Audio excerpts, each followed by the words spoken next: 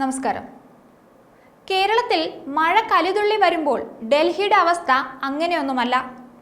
ഇന്ത്യയുടെ തലസ്ഥാന നഗരമായ ഡൽഹി ചുട്ടുപൊള്ളുകയാണ്. കഴിഞ്ഞ ദിവസത്തെ ഡൽഹിയിലെ ഏറ്റവും ഉയർന്ന താപനില 52 ഡിഗ്രി സെൽഷ്യസിന് മുകളിൽ രേഖപ്പെടുത്തി.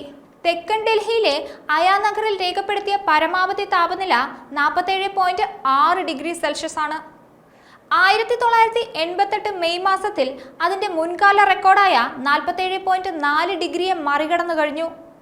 എക്കാലത്തെയും ഉയർന്ന ചൂട് ഇന്ത്യയുടെ തലസ്ഥാന നഗരത്തിൽ രേഖപ്പെടുത്തി. എന്താണ് ഈ ചൂടിന് കാരണം? വരും ദിവസങ്ങളിൽ ഡൽഹിയുടെ അവസ്ഥ എന്താകും? രാജസ്ഥാനിൽ നിന്നുള്ള ഉഷ്ണക്കാറ്റാണ് ഡൽഹിയിലെ നിലവിലെ സ്ഥിതിക്ക് കാരണമെന്നാണ് വിദഗ്ധർ ചൂണ്ടിക്കാട്ടുന്നത്. രാജസ്ഥാനിൽ നിന്നുള്ള ചൂടുകാറ്റ് ആദ്യം ബാധിക്കുന്നത് ഡൽഹിയുടെ പ്രാന്തപ്രദേശങ്ങളെയാണ്. ഇത് കാലാവസ്ഥയെ കൂടുതൽ വഷളാക്കുന്നു.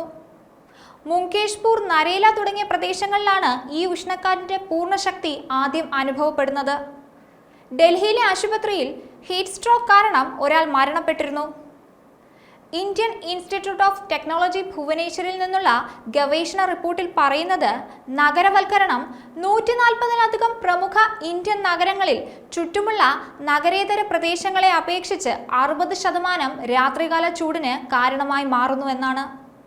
2001 മുതൽ 2010 വരെയുള്ള കാലയളവിനെ അപേക്ഷിച്ച് ഡൽഹിയിലെ അന്തരീക്ഷ ഊഷ്മാവിന്റെ കാര്യത്തിൽ കഴിഞ്ഞ ദശകത്തിൽ ചെറിയ മാറ്റം വന്നിട്ടുണ്ടെങ്കിലും ചൂടിന്റെ സ്വഭാവം മാറിക്കൊണ്ടിരിക്കുകയാണെന്ന് Indian Express centre for science and എൻവയോൺമെന്റിൽ വ്യക്തമാക്കുന്നുണ്ട്. മറ്റു റിപ്പോർട്ടുകൾ പരിശോധിക്കുകയാണെങ്കിൽ കഴിഞ്ഞ 10 വേനൽക്കാലങ്ങളിൽ ആപേക്ഷിക ആർദ്രതയിൽ ഗണ്യമായ വർധനവ് ഉണ്ടായതായി മനസ്സിലാക്കാൻ സാധിക്കും.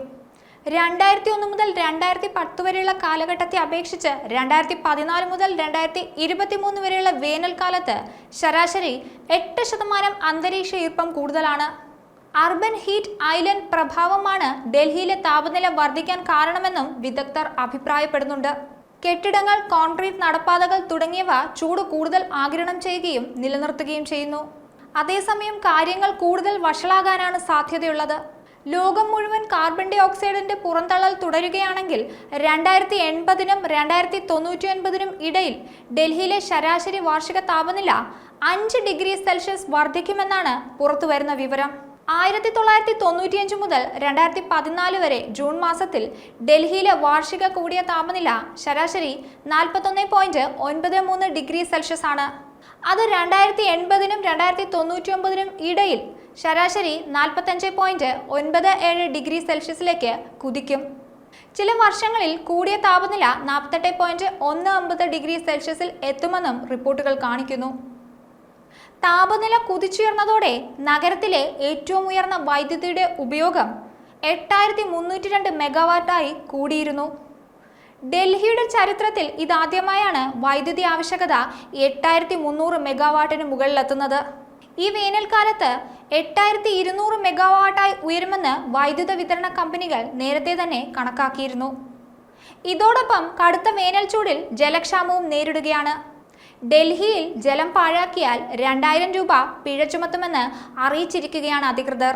ടാങ്കുകളുടെ ഓവർഫ്ലോ, കാറുകളും മറ്റു വാഹനങ്ങളും കഴുകൽ, നിർമ്മാണത്തിനും വാണിജ്യ ആവശ്യങ്ങൾക്കും ഗാർഹിക ജലവിതരണം ഉപയോഗിക്കുന്നത് അനുവദനീയമല്ല.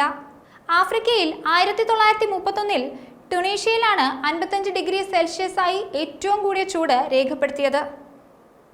അതേസമയം ഏഷ്യയിലെ ഇറാനിലെ അഹ്വാസിൽ 2017-ൽ 54 ഡിഗ്രി സെൽഷ്യസ് രേഖപ്പെടുത്തിയിരുന്നു. 2016-ൽ 53.9 ഡിഗ്രി സെൽഷ്യസ് ആണ് കുവൈറ്റിലെ മിദിത്രബയിൽ രേഖപ്പെടുത്തിയത്. ലോകം മുഴുവനും കാലാവസ്ഥയിൽ വലിയ മാറ്റങ്ങളാണ് ഉണ്ടായിക്കൊണ്ടിരിക്കുന്നത്. അതെല്ലാം പ്രതികൂലമായി തന്നെ മനുഷ്യജീവിതത്തെ ബാധിക്കുന്നുണ്ട്. ന്യൂസ് ഡെസ്ക്, ഈനാട് മലയാളം.